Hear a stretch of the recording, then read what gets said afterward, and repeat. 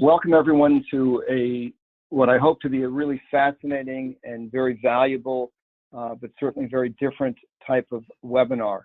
My name is Marty Schenkman, and I'm joined today by two very talented and incredible people. Cassandra Carlocchio is a psychologist, a mindfulness expert, and just quite an amazing human being. And she's going to walk us through some really valuable tools to help all of us cope with the current environment. These tools are really ideal to help all of us achieve higher levels of performance. And when we originally planned this program some months ago, we had no idea the world we'd be living in. And we were going to talk about using mindfulness and other techniques that Cassandra is going to talk about to help us all achieve better performance, peak performance. And in light of the very challenging times we're all living through now, I asked Cassandra if she would completely redo the program and focus on aspects of using these techniques to better cope with the current environment. Ben Utek is an incredibly, amazingly talented guy and a very decent human being. Ben and I know each other from the National Board of Directors of the American Brain Foundation. Ben is an incredibly charismatic speaker, an incredibly talented musician, former Super Bowl champion. He's all the things I wanted to grow up to be, but instead I became an accountant. I want to apologize in advance to all of you. If we have internet problems, we have not been able to really do anything about it. It's not something that we control. And if there is a problem, Cassandra and Ben have agreed that we'll re-record this program and email you a direct link to it. And I'm just saying that now because right now the internet seems to be happy. This is an unfortunate byproduct of just so many people working remotely and it just overtaxing the systems. After today's program, all future webinars I do until things normalize more are going to be done in a different manner and a different time of day to see if that addresses and resolves those issues. So again, I apologize. If you've listened to prior webinars that I've done in the last week or so, and if there are problems, we've tried to re-record some of them and email out copies. Because of the concerns about the internet, I'm going to just quickly make comments on behalf of the sponsors that usually have people on. We're just trying to limit the number of panelists to hopefully take less bandwidth. So we have two sponsors today. One is Interactive Legal, which is a state-of-the-art legal drafting software. Interactive Legal, it's the software I use in my practice. And they've been gracious hosts and sponsors and partners on many of the interesting and different types of topics that we've done webinars together on. Certainly in this difficult time, having drafting software to help you navigate the myriad of changes and planning in the current environment, Interactive Legal can help. The second sponsor is Peak Trust Company, and their contact data is in the slides that you can download, by the way, from the console under the handout tab. Peak is a full-service trust company and serves frequently as an administrative trust company in both Alaska and Nevada. So if you're looking to create spousal lifetime access trusts and differentiate them with different states, different trust companies, Peak can offer a solution for that. And I've worked with them for many years. I personally have had a trust with them since 1998. So wonderful company. I've made it a practice on every webinar I do to promote a charity. On this webinar, I wanted to mention the American Brain Foundation. It's really an incredible organization whose goal is to cure one, cure all, that if we find cures or answers on one brain disease, it may have a very positive domino effect in helping us cure many. Ben, are you on the call? I am here, Marty. Yes. Can you hear me? Yeah, you're perfect. Can you make a comment or two about the ABF for our audience? Well, it's really just we consider it the all-stars of the fight against brain disease. It's connected to the American Academy of Neurology, which is the most prestigious neurology group in the world. with over 35,000 members. There's the American Brain Foundation is their public-facing board, and it's like-minded individuals coming together to fight really one of the greatest battles that we have, which is brain disease. And so it's been a privilege and an honor to be on a different kind of team philanthropically that is working every day to help those diagnosed and their caregivers. One of the things the ABF is doing is they have formed a COVID committee, and apparently preliminary information seems to indicate that there could be cognitive and neurologic impact of the COVID virus, and that's something that they're marshaling resources now to take a look at. So a wonderful organization to support, especially with what we're all going through now. Now, I'd like to turn it over to Cassandra and to Ben, and I'm going to kind of just mute myself and let them run the show. Cassandra, Ben, off to you. Awesome. Thank you, Marty. Well, what an honor and a privilege to be speaking to all of you. And Marty, man, you would have been on my team. I'd have chosen you right away. You could be my lead blocker. Love you, Marty, and thank you again for the opportunity. I'm coming to you this afternoon from the great state of Minnesota, where we just saw our last inch of snow melt yesterday. And it's probably a good thing that you can't see me, because we're also trying to homeschool 4 daughters. So I'm kind of losing my mind right now, but we're making it, and we're trying to persevere just like all of us are during this time. So we are thinking of each of you and just prayers and good thoughts going out for all of your health during this time that we're all in together.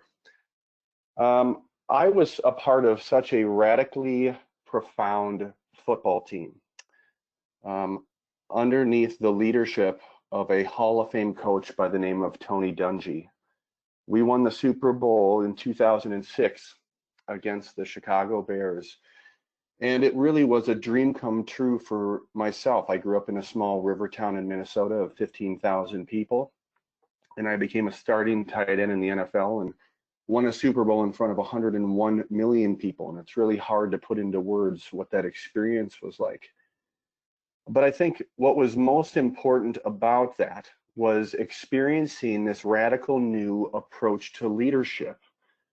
And that's through the style of servant leadership that Tony Dungy really has spotlighted over his entire career. And that's built on the idea that if you build better men, you will get better football players. That if you draft and hire talent that already understands what it means to have integrity, what it means to truly be professional both on and off the field, that will have an effect on their behavior, which will lead to improved performance. It was the first time that I really understood that culture, organizational culture, is the human condition at work. You know, and I submit to you this question: do you believe that what you believe directly impacts how you behave? You know, that's a question, and I haven't found an executive yet in any industry that can deny that reality. That culture really is a practiced and shared belief system. And that was something I'd never really understood before until coming underneath such a profound coach in Tony Dungy. And just a couple examples that are directly connected to the power of mindfulness and its link to performance is this. There were 2 principles that Tony Dungy introduced and practiced within the Indianapolis Colts organization. And that was the idea of faith and family. Now, faith didn't really have any religious connotation. It was more about trust and hope. And so the acronym that we used for that was freedom for all individuals to trust and hope in each other. Now, we have the only Super Bowl ring in the history of the NFL to have a belief system engraved on the side of the ring, and it's the word faith, because Tony believed that if you could get 53 guys from 53 different parts of the country with 53 different backgrounds, family situations, financial situations, to come together and trust and hope in each other, you would build a family. And if you can build a family on a football field, it's a team that is incredibly difficult to overcome and dismantle. Now, the acronym for family in football was forget about me, I love you. And it's really all about the power of selflessness. And when you can create an environment and you can practice principles such as selflessness, such as humility, such as empathy, these are the types of things that truly bring people together and give them relevance, give them significance, make them feel valuable, so that when they walk through the doors every day, they give you absolutely everything that they have. And that's the direct connect to mindfulness. We are very, very fortunate today to have an expert who can really help us navigate through what this looks like and ultimately improve our lives and improve our corporate performance. And that would be Cassandra Carlopio. And I just am so excited for you to spend some time with her. She's going to dive deep into mindfulness, into attention training, state training, and really help us navigate through issues like stress. And these are the types of things that if we can capture and if we can begin to find ways to practice them in our own lives, are going to improve the human condition at work, which is directly connected to our performance corporately and the success of the relationships that we have. So thank you again. Thank you, Marty, for this opportunity. Again, I'm Ben Utek, former tight end. I'm current Chief Performance Officer at Management Essentials, which is a company designed around diagnosing culture and helping you improve your organizational health. So with that, Cassandra, it's off to you. Thank you, Ben. Thank you, Marty. I'm thrilled to be here with you all today. I'm calling in from sunny Southern California, although it's a little overcast, but still got some blue skies out there. As you may hear, my accent, I grew up in Australia. I've lived in the States and in California for the last 5 years. And I'm trained as a psychologist, a meditation and mindfulness teacher, and I'm really thrilled to be here with you all today. And my intention for this webinar is to introduce you all to some mindfulness and attention principles, and hopefully leave you with some practical tools and techniques that you can implement straight away to help improve focus, improve your state, really through regulating stress and providing a counterbalance to the kind of unprecedented times that we're living in and all the uncertainty and stress that so many of us are dealing with. Just a little caveat, you know, as in many fields, the term mindfulness, we're going to dive into a definition shortly. It's kind of a general umbrella term, and what I'm going to share with you really fits under the umbrella term of mindfulness, but it's not a generic or a traditional approach. I'm really informed by my training in psychology, my work with high performers, particularly athletes and CEOs. I worked with the NHL and Major League Soccer for a number of years. And I'm also really informed by my work with a sleep medicine institute called the Breathe Institute here in LA. And I'm really passionate about teaching people how to use their mind effectively, address sleep during the day, and then get quality sleep at night. And so I really love questions from the audience. So I'm going to ask you, if you have questions throughout this webinar, to email Marty at schenkman@schenkmanlaw.com.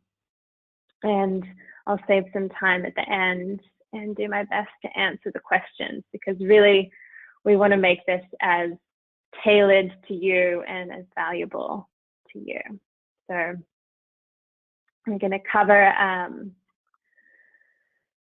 mindfulness, we're going to cover attention training, we're going to cover state training, we're going to cover sleep, and give you a little experiential taste of a mindfulness practice at the end, and then open it up for some Q&A. Okay, so let's move on to the next slide, Marty. Thank you. So really, I mean, it goes without saying, and I don't need to tell you all that we're living in unprecedented times. I just recently, actually yesterday, received an email from a colleague of mine who's a nurse, and she was asking for some help around stress regulation, and shared with me that she had stress-induced Bell's palsy over the last month, where half of her face was paralyzed, all due to the intense amount of stress. She's also a mother of 3 children. So these are really stressful times for all of us, no matter how directly or indirectly we're affected by COVID-19, this virus. And one of the things that really stands out to me from my master's degree is that the most difficult human emotion for us to sit with and really feel is uncertainty. And we're all faced with a really high level of uncertainty on a daily basis. And like we've all spoken about, stress also has a whole cascade of effects on us psychologically, emotionally, physiology, and culturally. So we're going to really cover stress too. Okay, let's move on to the next slide. And yes, let's continue on to the next slide, Marty. So defining mindfulness. There's a lot of debate out there among my colleagues around how to really define the term mindfulness. However, the kind of current consensus is summed up beautifully by Jon Kabat-Zinn. Awareness that arises through paying attention on purpose in the present moment, non-judgmentally. Another way to discuss it is mindfulness is the basic human ability to be fully present, aware of where we are and what we're doing, and not overly reactive or overwhelmed by what's going on inside of us and what's going on around us. So most of the time, even as you're all very diligently listening to me, your attention is getting distracted and pulled to other things. This is really normal. I don't take it personally. Our attention most of the time is kind of indiscriminately scanning our environment. It's going to thoughts, it's going to emotions, it's going to our to-do list, it's going to the news, it's going to our family, it's going to the past, it's going to the future, which leaves very minimal attention and focus for where we are and the task at hand, or the conversation at hand, or what's happening in this current moment.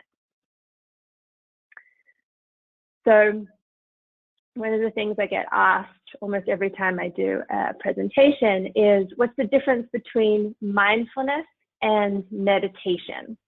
I also get asked a few things about some common myths about mindfulness, so we're going to cover those in a moment. But again, there's not a real consensus on the differences between mindfulness and meditation. However, it's generally thought of as mindfulness is a state, mindfulness is an awareness that can be practiced anytime, anywhere. You can be mindful of your experience while you're driving. You can be mindful of your experience while you're washing dishes, while you're writing an email. Whereas meditation is more of a formalized practice where there's a beginning and an end. So you start a meditation practice, and then there's a conclusion to the meditation practice. Okay, let's move to the next slide. Thank you, Marty.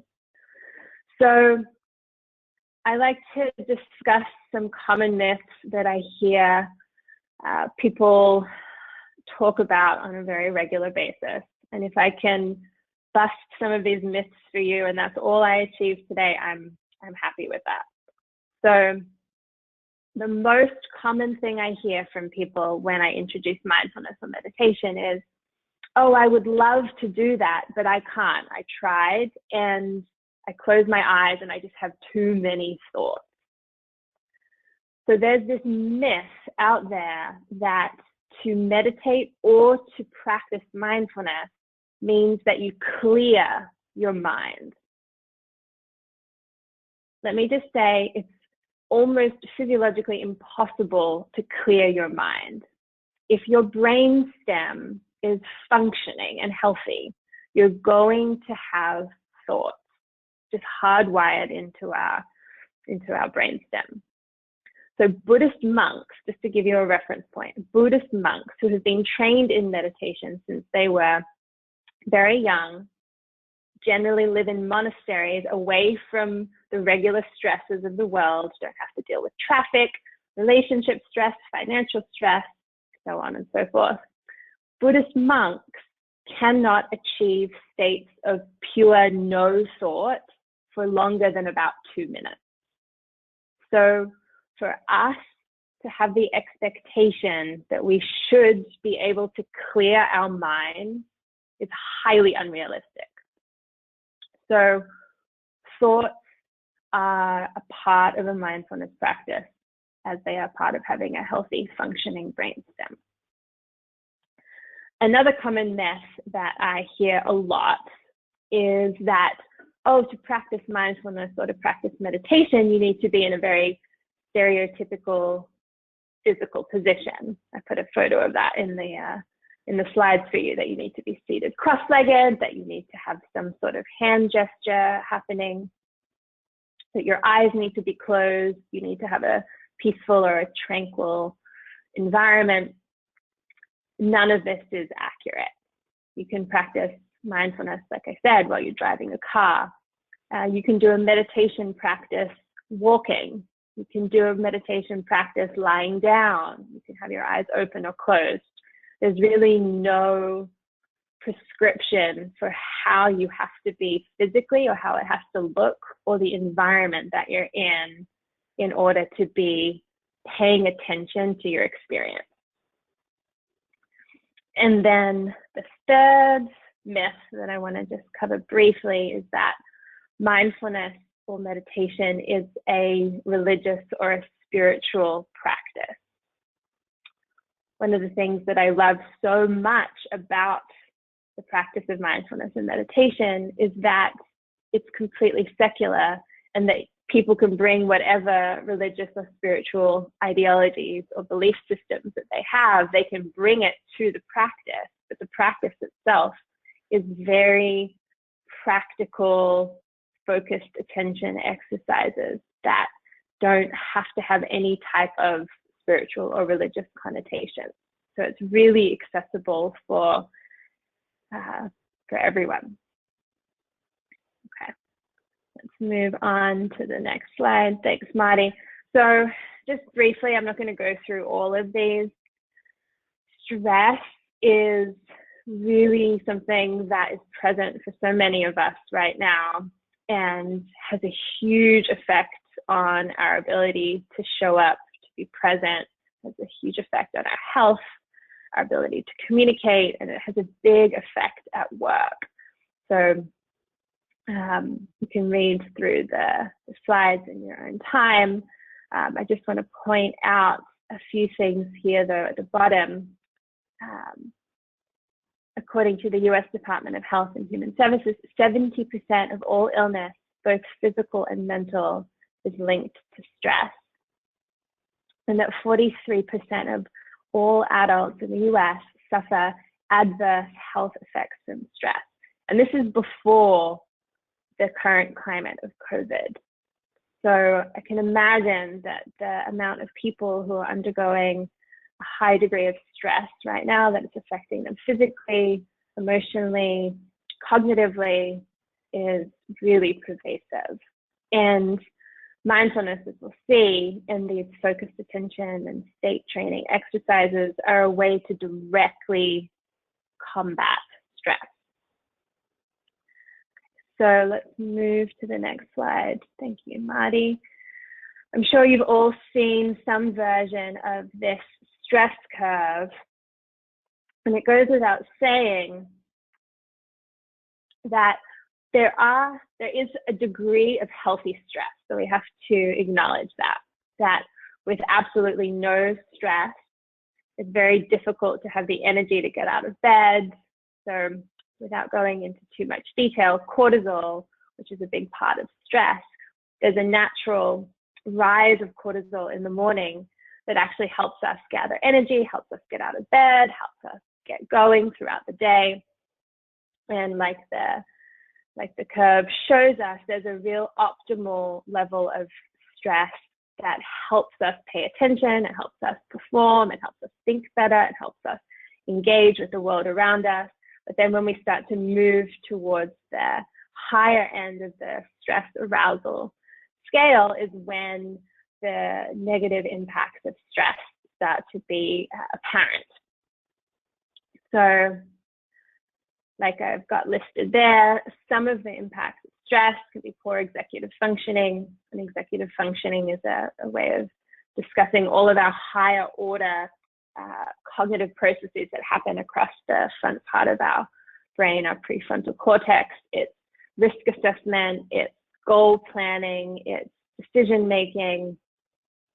Really higher level executive functions are highly impacted by stress. Stress impacts our ability to sleep. I'm going to talk more about that in a minute. It affects behavioral changes. It affects choices that we make around food. It affects our mood in a really big way. Has an effect on blood pressure, on the immune system, obesity, heart disease, so on and so forth. So one of the things that I'm really passionate about is helping people identify where they are on the stress curve and then having the tools to bring them back into the healthy, optimal functioning range on the stress curve. So either to move yourself towards more arousal or to move yourself back from high arousal and stress. And one of the ways that we can really do this is through attention training and through state training, which I'm going to cover in a moment.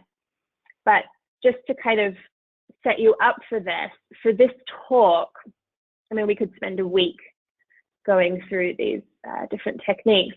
For this talk, I'm just going to focus on the techniques that help bring you back from high stress into the optimal functioning on the stress curve, due to obvious reasons that for most of us, I'm assuming we have more stress than is helpful for us at the moment. Okay, so let's move on. There's a wonderful, I'll let you guys read through that at another point in time. There's a wonderful kind of body of research emerging on the efficacy of mindfulness and attention training for stress, that it's one of the most effective and direct ways to help people address stress. So attention training is, we can move on to the next slide. Attention training is really learning how to use your attention and your focus optimally so that you're at choice, that in any given moment, you're choosing where you're putting your attention. So I had a wonderful yoga teacher when I was younger who used to repeat the question, do you walk the dog or does the dog walk you? And I love that question. And if we relate that to attention training, I think goes like this. So again, we kind of touched on this briefly. Even if you're diligently focusing on my voice and the content of what I'm saying, your attention is going to be wandering, again, to thoughts, to emotions, to the future, to the past. So are you in this moment choosing to put your attention where your attention is, or is your attention choosing? Like, are you directing the dog right now, or is the dog taking you for a walk? And most of us, if we're really honest with ourselves, we're getting taken for a walk most of the time. So I've developed a series of exercises where we develop the ability to notice, first and foremost, notice where is my attention in this moment, and then make a choice. Is where my attention focused, is it helping me perform the best that I need to perform right now, or is it actually detracting from my performance? Is where my attention helping me, or is where my attention being, is that hindering me?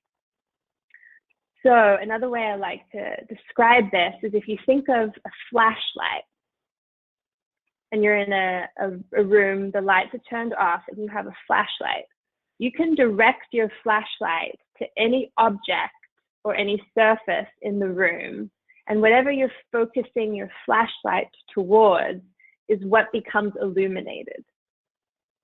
So if you're putting your attention on the door, you're going to see the door. If your flashlight, rather, is focused on the door, you're going to see the door. And if you don't want to see the door anymore, all you need to do is change the direction in which your flashlight is focused, and then something else will become illuminated. So what we're learning through these exercises is how to identify where your internal flashlight, where your attention is focused, and then making a choice, and then directing your attention, directing your internal flashlight somewhere that is going to benefit you. So if you're trying to answer a complex email and your attention keeps wandering off to what you're going to be making for dinner tonight, it's not necessarily the most helpful place for your attention to be in order to complete the task at hand. So with the tools and the techniques, you have the ability to notice, oh wow, my attention is really focused on something that isn't helping me right now. Let me bring my attention back to the task at hand, focus attention, complete the task. Okay. So let's move down a slide. Thanks, Marty. So what I've done in here is I've put in some of the focused attention exercises, and I'm going to cover them with you at the end. But I want to give you just a taste of one really quickly. And let's just do hand sensing if you're up for it really quickly. You keep your eyes open. Just bring your attention from wherever it is and put it into your left hand. And just start to notice what your left hand is touching. If your left hand has a temperature to it, perhaps there's a tingling. And maybe you'll notice that each time your attention wanders, it wanders off to a particular thought or a particular emotion. You can just keep gently but firmly guiding it back to your left hand.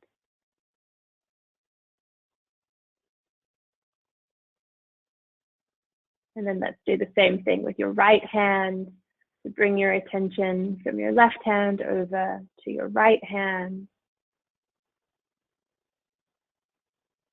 Noticing any sense of touch, any sense of temperature that you can feel in your right hand.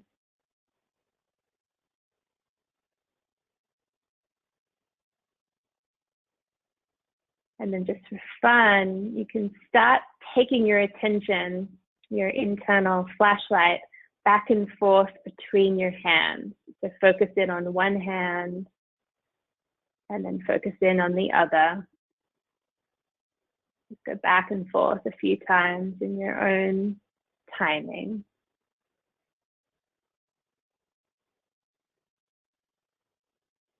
And then focus in on both hands at the same time. And if you have lots of thoughts, that's completely normal. Just keep bringing your attention back to what you're feeling in your hands.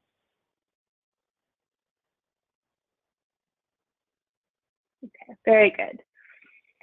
So you can take a nice deep breath, and we will reconvene. One of the reasons I really like to give people an experience of hand sensing is that we have a lot of sensory receptors in our hands. So there's a lot of sensation to actually focus on and feel in the hands.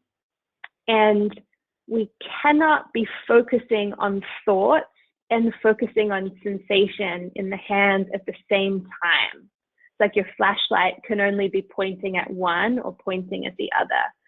So focusing in on what you feel in your hands is a really direct way to take your attention away from thoughts that may be contributing to stress, contributing to anxiety, and help really bring you back to where you are. Okay, great. Let's move on to state training. And then we can go down another slide. Thanks, Marty. So here we are back with our stress curve. It's a great way to understand state training. Basically, we're learning how to take ourselves and put ourselves in the optimal level of stress on the stress curve. So if we're too lethargic, we have the ability to bring ourselves up into a more optimal state, or if we're too anxious or too stressed, we have the ability to bring ourselves back down into the optimal state. I really like analogies, as you might have noticed. And one of the analogies that I like for state training is driving a stick shift in the car. You know, we have gears because you need different gears for different terrain. So if you're cruising along the Autobahn, you want to be in a particular gear in the car. But if you're on a hill and you're just starting and you've got a heavy load behind you in the car, you want to have a very different gear. So it's not that one gear is better than the others, they just work better for different terrains. So applying that to state training, first we need to learn to identify where we are on the stress curve. Are we too high on the stress curve, or are we too low on the stress curve for the current situation? So, you know, if you're like Ben and you're about to go out onto the football field and do play the game of your life, you need to be in a very specific state. You don't want to be feeling lethargic or groggy. You want to be in the optimal state of the stress curve, but towards the upper end. You want to have a lot of energy. And again, if you're about to give a big speech to a crowd of 1,000 people, you need to be in a particular state. However, if you're dealing with someone who is having a panic attack, or you're reading a kid a bedtime story, or you need to have a really difficult conversation with someone who is quite upset themselves, then perhaps you need to be much further down the arousal axis of the stress curve. So what we learn in the state training is first how to identify where we already are on the stress curve, identify what level or what gear we need to be in to perform at our best, no matter what the circumstance is, and then have the tools, the techniques, the exercises to either move us up or move us down on the stress curve. And like I said at the beginning, we're going to focus more on moving us down the stress curve axis, assuming that most of us are towards the high end, given the current environment that we're in. And one of the best ways of doing this is using the breath. So we're going to cover that in a moment. This is also really important for our next topic that we're going to touch on briefly, which is sleep. We'll go on to the next slide. So I wish I had a whole lot more time and I could take you through all of these exercises, but just really briefly, doing correct diaphragmatic breathing, which is letting your abdomen expand and then soften when you breathe. It takes, I believe, about 4 diaphragmatic breaths to take someone from a stressed state into a relaxed state. So using the breath correctly is one of the most efficient ways of calming yourself or supporting someone else to calm down. And we'll definitely do some diaphragmatic breathing at the end. Okay, let's move on to sleep. Sleep is another topic that I am very passionate about. I really come from the belief system from my own experience, but also from working with a lot of people and a lot of performers who spend their time in very high stress environments, that sleep and the quality of our sleep has a direct effect on the quality of our attention, the quality of our focus during the day. And the research now is very clear that sleep is one of my sleep researcher heroes, Dr. Matthew Walker, calls sleep the Swiss Army knife of health. It affects in a positive way every physiological system in your body. It affects all of the emotional processes and cognitive processes, and is often called the best performance enhancing drug there is. And as we move down the slides, I'll let you read them in your own time if you're interested, but sleep loss is at epidemic levels now throughout the industrialized world. So many Americans have a sleep disorder or are not getting enough or sufficient sleep at night. It's the same thing for our teenagers and for our children. And sleep deprivation has a huge effect on the developing brain. It's a whole other conversation for another time. It affects our companies, it affects our performance, it has a big cost to the economy. Sleep loss is a really big problem that we're all dealing with at the moment. And one of the main contributors to insomnia, unfortunately, is stress.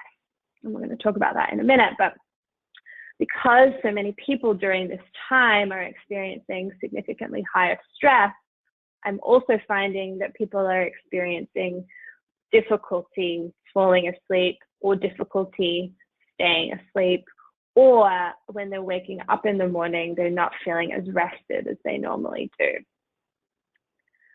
So let's go down a slide. One of the things I'm always a little reluctant to cover is the negative effects of insufficient sleep, because it can create a whole lot more stress and anxiety about sleep. But it's safe to say that sleep is highly important for health. We'll stick with that. Okay, let's move down to stress and sleep. I just put together a really brief little visual representation here, where stress leads to disturbed sleep, which then leads to tiredness during the day.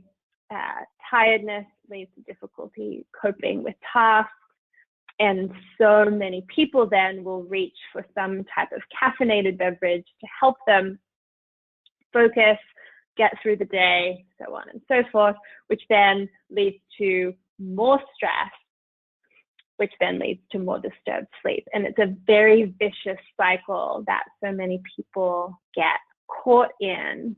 And mindfulness, attention training, and state training is a way to really disrupt this sleep stress cycle by managing stress and then managing insomnia through managing stress. Okay, let's move on to the next slide. I put in here some sleep recommendations for the environment, for different habits, for different mindsets, and also some extra help when we're all looking at screens so much more than we normally do. If you don't know about Flux software, I've got it there in the slides. It's a free software that will change the brightness settings on your screen to help you limit your exposure to blue light at night. There's a lot to be said about all of these. And if you are interested, send me an email and I can send you a more detailed PDF that has more information on recommendations for sleep. Okay, so just in the interests of time, let's move on to the next slide and just do a brief little overview with you all. We're living, as I said, in a times with an elevated sense of uncertainty, stress, and anxiety. And also, I really wanted to bring this in to normalize that it's very understandable that we're feeling stressed and anxious right now.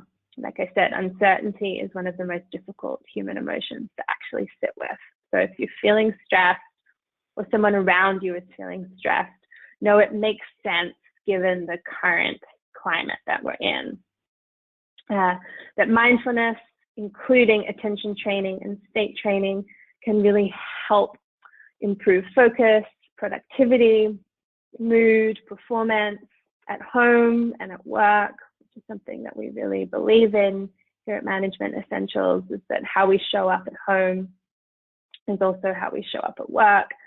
And mindfulness can really help us with that. It can also help us managing where we are on the stress curve and help us stay in that optimal performance range.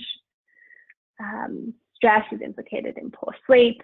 And then the kicker with this one is that poor sleep also increases stress.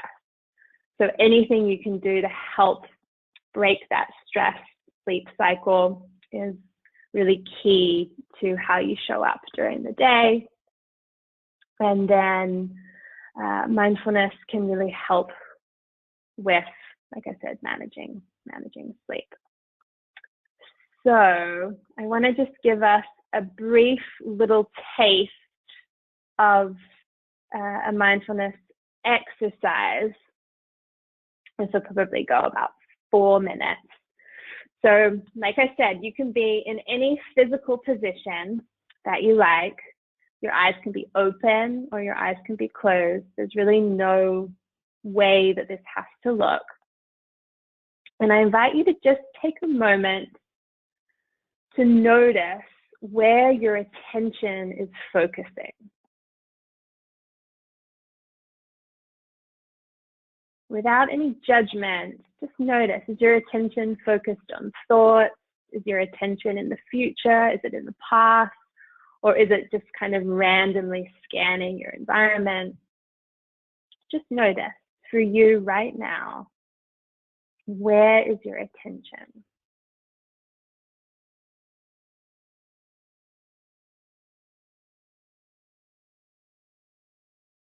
And then when you feel ready, now bring your attention to your breath. So locate for you, where do you feel your breath in your body?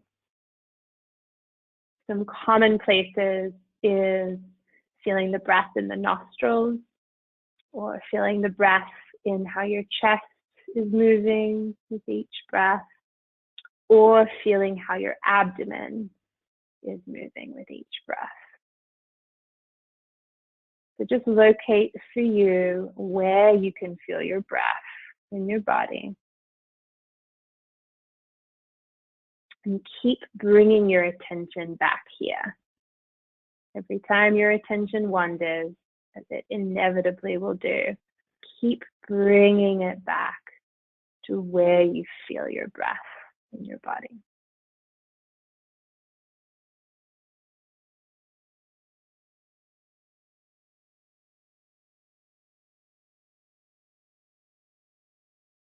And if you're having a hard time focusing on your breath because of thoughts or because of the environment around you, know this is normal.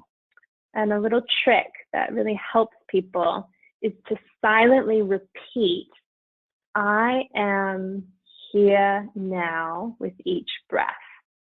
So as your breath comes in, you can silently say, I am. And as your breath goes out, you can silently say, here now.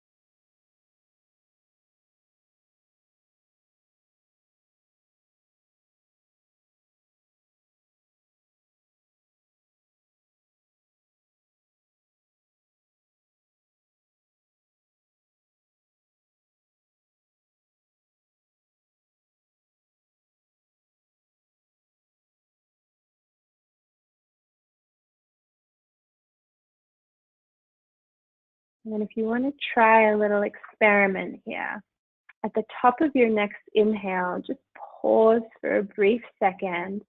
And then as you exhale, just let the breath go all the way out and see if you can elongate your exhale by a second. So inhale normally, pause, and then when you exhale, see if you can just exhale out a little longer than your breath naturally would exhale.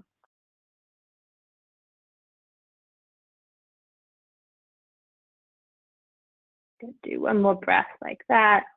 Inhaling, pausing at the top, and then exhaling out and elongating your exhale just slightly. Very good. And then if your eyes have been closed, just let them blink themselves open really briefly. And just take a moment to notice if you feel any different now than you did a few minutes ago. Notice if your mind or your attention is moving differently now than it did a few minutes ago.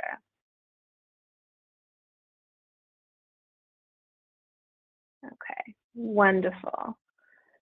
So I have in the slides some resources. I have some recommended reading for sleep if anyone's really interested in that. I also have put some website links on there to have access to meditations that I have online. I've just released an app at goinmeditations.com, so you can check that out. But I also have a bunch of free meditations, some for sleep and some for calm on Spotify and YouTube. I would love, we have a few minutes here, if there was any questions, Marty, that you gathered. If not, I can definitely speak to some common questions that I get on a regular basis. Let me read an email that I got that's fascinating, and I think everyone will find it interesting. Here's an email. I won't give the name, but there's somebody on our webinar who is not an estate planner, but rather a professional athlete. Currently on the Peak Performance webinar, and it's incredible to hear Cassandra put into words the techniques I use in my own performances and daily mental training. Attention training has been a game changer for me in my performances for Cirque du Soleil, yet I never knew what to call it. I have a meditation practice to train, just that I practice daily, and I have so much more control over my attention and ability to manage stress. I love it. So if somebody performing in Cirque du Soleil, and if you haven't seen Cirque du Soleil, when the world gets back to some semblance of normalcy, you have to go see Cirque du Soleil. It is nothing more incredible than I've ever seen in my life. And for one of their amazing performers to use mindfulness training to enhance and meditation to enhance the incredible performances that they all do, the hard to even imagine performances that they give, I think it's really quite a testament to the power of what Cassandra's talking about. So, you know, I think it's something that may be out of the box for many on this call, but given the 3 or 4 standard deviation out circumstances we're living through, maybe now is the time to look at out of the box solutions. One of the things that, while my mind was wandering and my flashlight wasn't focused, I've read a number of articles in the various online newsletters that many of you, if not all of you on the call get, that many law firms have slashed salaries 20 or 25%. I've had a number of worrisome phone calls with colleagues about where things are going and what's going to happen. This may very well be what Cassandra has shared with us, just a taste of what we may be able to do for our firms and our industry, our colleagues, to help them. That was the only question I saw. If any other questions come through, I'll let you know. Okay. Thank you. Yeah, the thing, I love that. Go ahead. I got a question for you. Do you have a daily practice? What do you do every day as a mindfulness professional? That's a great question. I love that question too. I have been really diligently, and I can say this honestly, particularly during the last month, but over the last few years, I spend at least 20 minutes a day doing a formal practice, meaning I set a timer, there's a beginning and there's an end. And I really focus on body sensing for me. So I do an extended version of the hand sensing that I guided you all through. I do a full body version of that because for me, it's the thing that it helps keep my attention sharp and focused. And I love the email about the performer at Cirque du Soleil because attention training is like going to the gym. The more you practice focusing your attention, the stronger you become at the ability to focus your attention. So when I do a body scan, anytime my attention goes into a thought, I just bring it straight back to my body. So it's like I'm going to my mind gym for at least 20 minutes a day. I've been doing this kind of practice for probably about 12 years now.